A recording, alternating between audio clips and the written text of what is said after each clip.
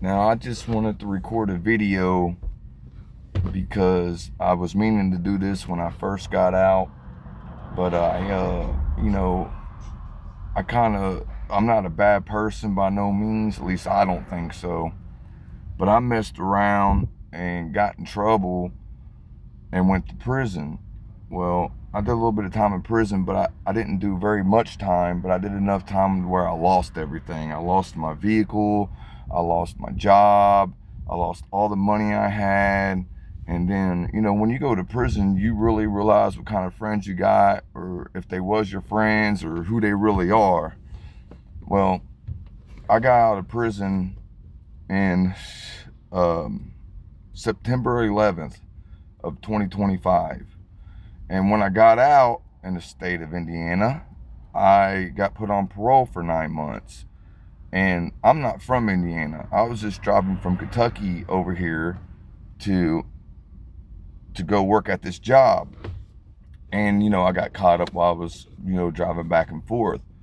So when I got out of the Indiana Department of Corrections, and they just dropped me off back into the town where I got arrested at, and told me, "You're stuck here. Where's your home placement?" I said, "I don't know anybody over here. I don't have a home placement. Like I need to get an interstate compact, which means, you get transferred to wherever you're from and just do your parole there." Well, they told me that it would take just as much time to get that interstate compact than it would, just serving out my parole. So I was like, well, what am I supposed to do? Because I don't have nowhere to live. And they's like, here's exactly what they asked me. My parole officer said, "Do you need a tent?" And I just kind of was just like, all right, I see how this is going to go. So I was like, no, I'm good. I'm just going to go figure things out on my own. And she was like, well, come check back in with me tomorrow because you ain't got a home placement, so I need you to come in frequently to come see me. I was like, damn, all right, I got you. So, I went walking around the town because I'm somewhat familiar of the town. I'm just not from here, and I haven't spent very much time here. Well, I went walking around the town, and I went over to, an area that has a lot of factory work, and I just went to a little strip of woods, which I'll post that later on. I'll show you the video where I was staying. It's all still set up where I was at. I just drove by there a minute ago. I didn't have nothing but the $50 in my pocket that they release you with. No lifelines, no other monies, no vehicle, no friends to reach out to. So I just went to this little section of the woods, and while I was in this section of the woods, I was like, well, I guess I'm just going to stay here and walk around and look for a job and do what I need to do to get on my feet, because I don't want to be a homeless bum on the streets forever. You know what I mean? I ain't trying to do that. I ain't trying to live that kind of lifestyle.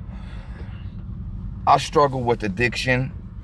Well, going to prison gave me a chance to get clean, and I wanted to keep that sobriety about myself. You know what I mean? So I was like, all right, it's easy to fall back into getting high or doing what you used to do, especially when they're letting you out of prison and you have nothing.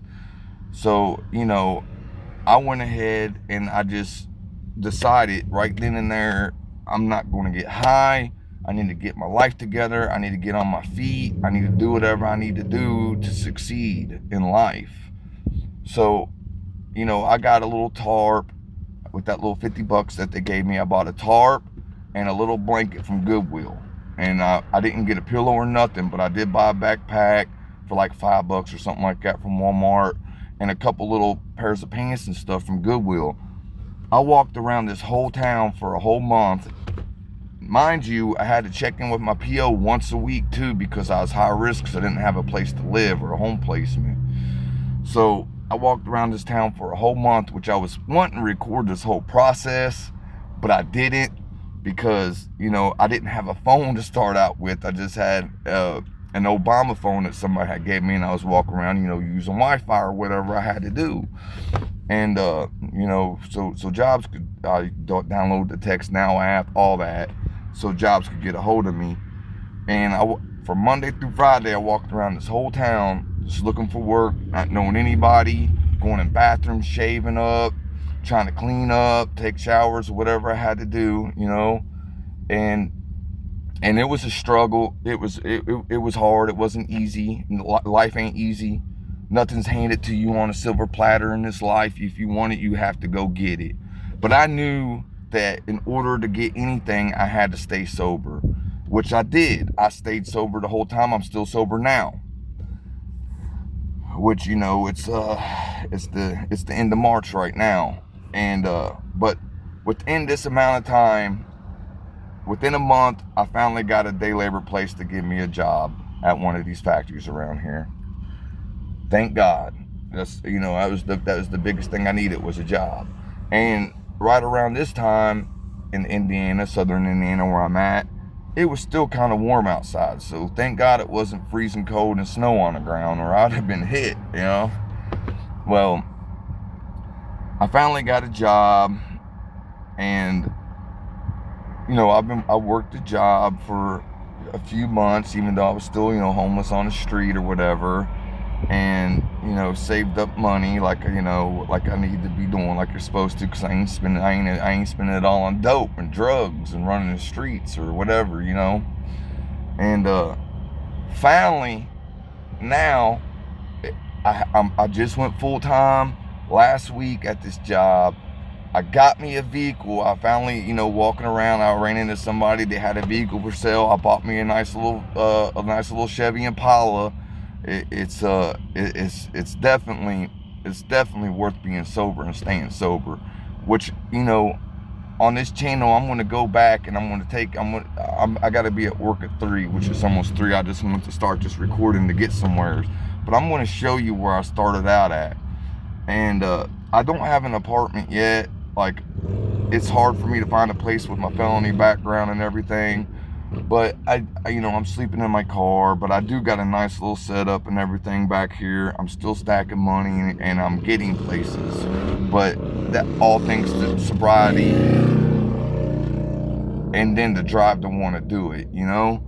I just wanted to post this for anybody that's getting out of prison, that thinks that they, you know, oh man, I ain't got nothing, I ain't got nobody, what am I gonna do? I might as well go back to the streets and hustle or do whatever it is that I was doing, because that's the only way I know how to live and survive. That's not true.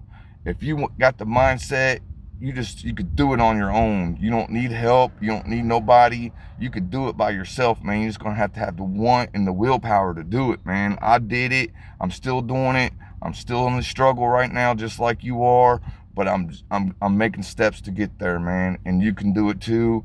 It doesn't matter if you have a drug addiction. It don't matter what you was in prison for.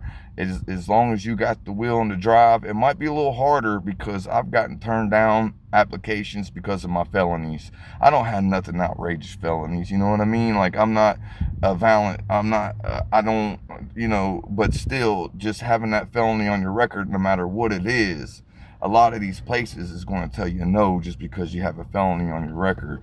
But if you just keep trying, you're going to find that one spot that's going to take you.